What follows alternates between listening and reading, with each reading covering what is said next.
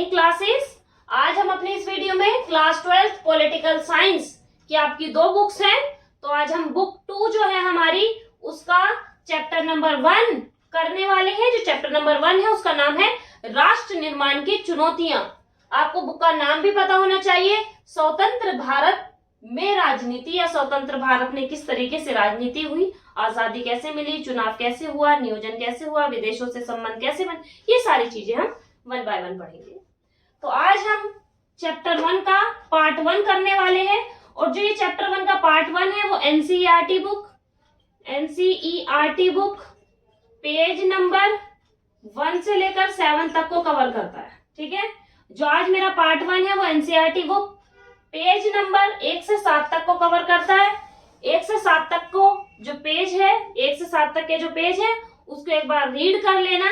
ठीक है, ये वीडियो देखने के बाद रीड करना उसे, तो आपको पता लगेगा कि कितनी बेनिफिशियल है ये आपके लिए। तो आज हम पार्ट 1 करेंगे, फिर इसी तरह पार्ट 2 करेंगे। ठीक है, अगर आपको मेरी वीडियो टाइम टू टाइम लेनी है, ठीक है, मुझसे कनेक्ट रहना है, तो आपको सबसे पहले क्या करना होगा, सब्सक्राइब बटन को क्लिक करना होगा, बेल बटन को दबाना होगा और नोटिफिकेशन ऑन करना पड़ेगा।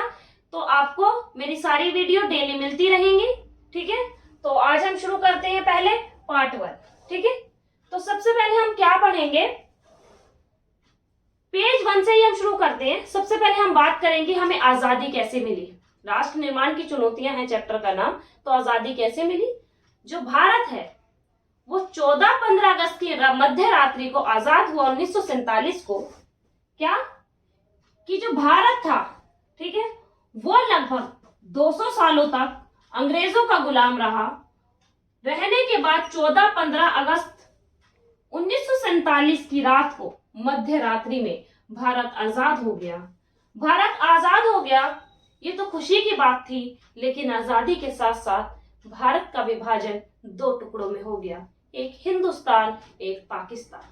ये एक दुख में स्थिति थी। विभाजन करवाने में सबसे बड़ा रोल माना जाता है मोहम्मद अली जिन्ना का, कि विभाजन होता नहीं हमारे देश में, लेकिन मोहम्मद अली जिन्ना एक ऐसे व्यक्ति थे, उन्होंने द्विराष्ट्र सिद्धांत का समर्थन किया। पता होना चाहिए कि मोहम्मद अली जिन्ना ने कौन से सिद्धांत का पालन किया, द्विराष्ट्र सिद्धांत का पालन किया, वो मैं आपको आगे बताऊंगी। ठीक है, क्योंकि अभी हम सिर्फ पेज नंबर 1 से 7 तक डिस्कस कर रहे हैं। देश तो आजाद हो गया, लेकिन साथ साथ देश की जनता को विभाजन का सामना करना पड़ा। क्लियर।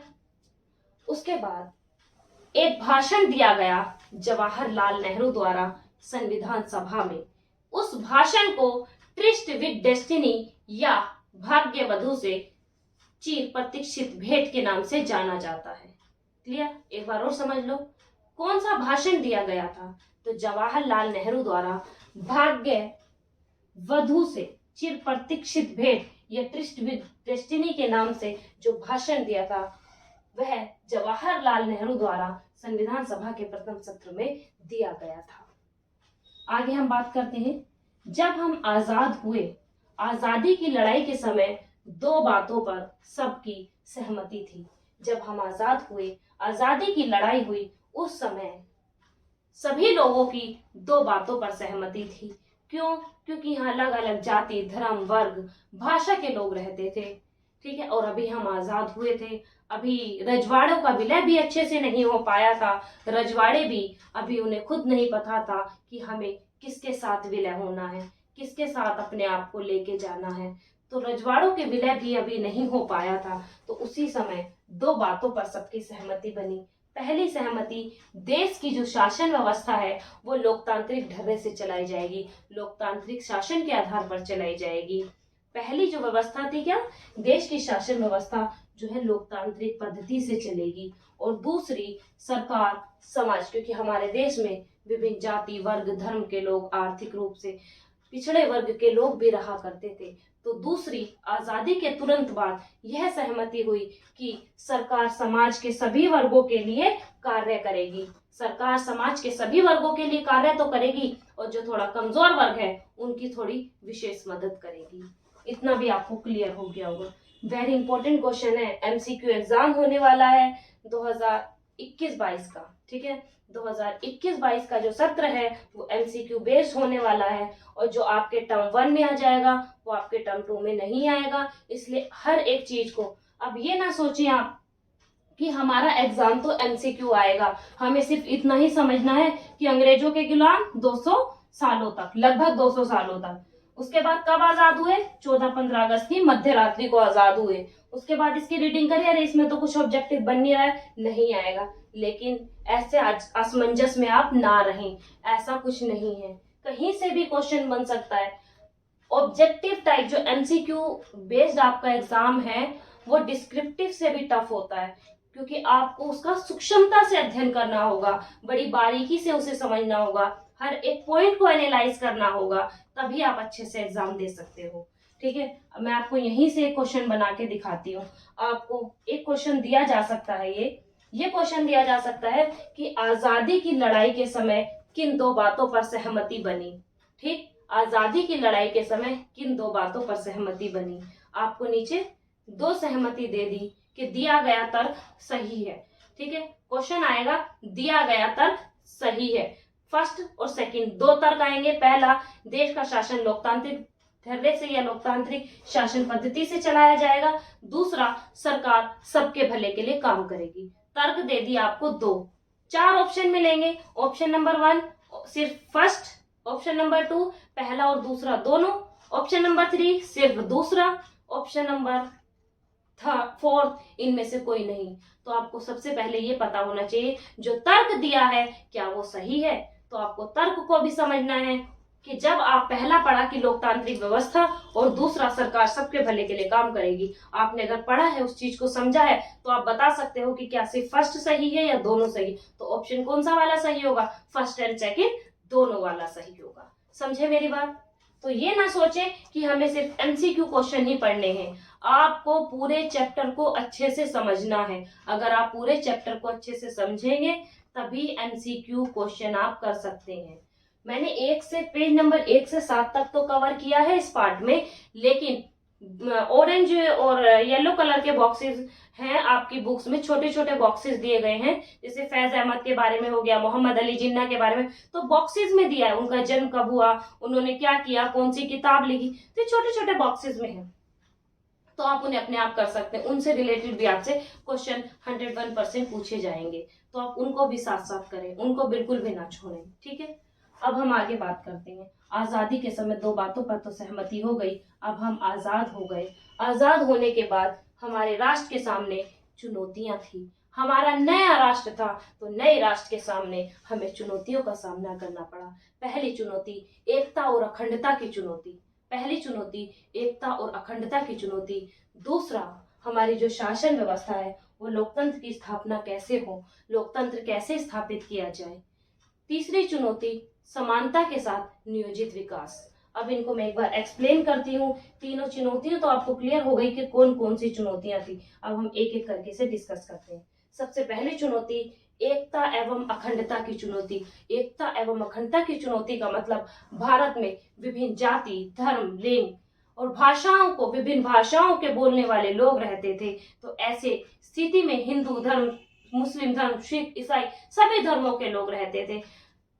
तो ऐसी स्थिति में देश में एकता को कैसे स्थापित किया जाए, देश के सामने बहुत बड़ी एक विकट चुनौती आन खड़ी हुई थी कि इतनी विविधताओं भरे देश में एकता कैसे स्थापित की जाए।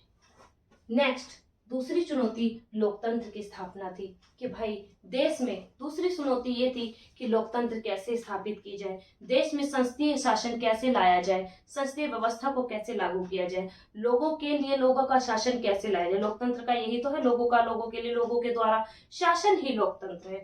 तो ये एक डेफिनेशन है, लोगों का, लोगों के लिए और लोगों के द्वारा जो शासन है वो लोकतंत्र है। एक डेफिनेशन है जो अब्राहम लिंकन द्वारा दी गई है। तो पता होना चाहिए, कॉमन डेफिनेशन है, एग्जाम में पूछ लेते हैं, जरूरी नहीं कि हमारे सिलेबस से बाहर है, ठीक है। तो वो पूछ सकते हैं क्योंकि लोकतंत्र पढ़ तो रखा है, पढ़ते आ रहे हो बचपन से, ठीक।